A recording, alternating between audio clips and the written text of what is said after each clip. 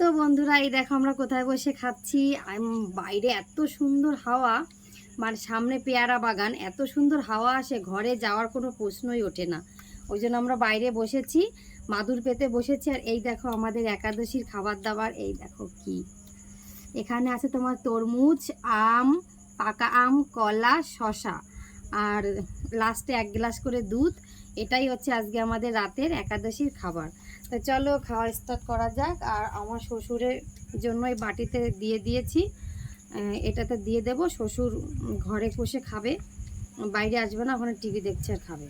ঠিক আছে, তো চলো। বাবু খাবি না?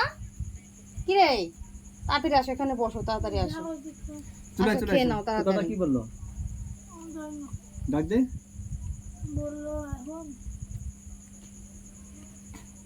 বাবা, তো আমার শ্বশুরের খাবার আমার ঘরে দিয়ে আসতে হবে, ওখানে বসে খাবেন।